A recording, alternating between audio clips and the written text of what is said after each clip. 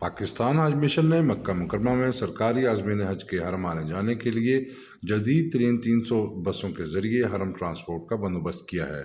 ये बसें रिहाइशगाहों से हरम जाने के लिए 24 घंटे दस्तयाब हैं।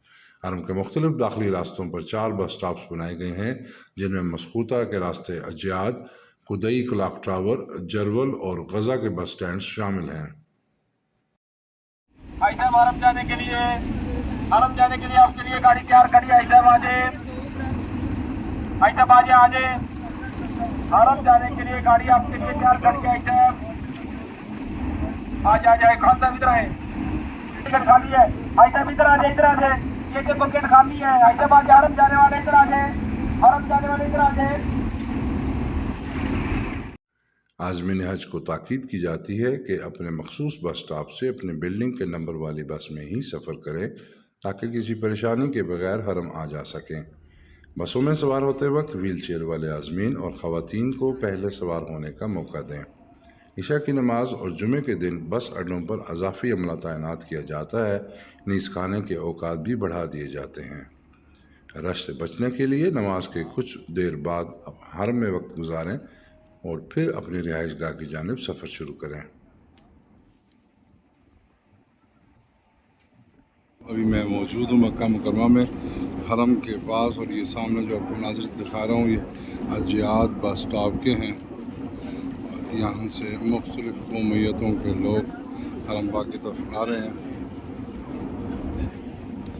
ये जो रास्ता है ये सामने बाब अब्दुल अज़ीज़ और सफ़ा की जानिब ये दो रास्ते निकलते हैं।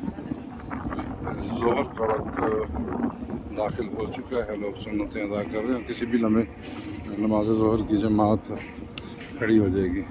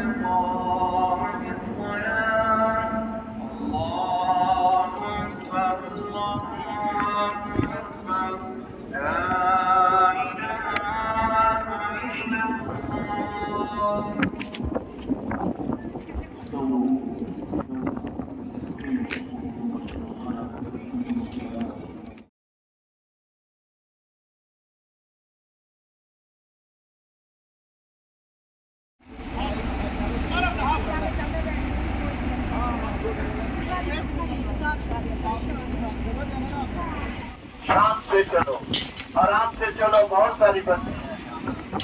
आप एक पाकिस्तानी कौम से ताल्लुक रखते हैं, आप न्यूक्लियर पावर है। यहाँ से शाम से चला करें, ठहर के चला करें।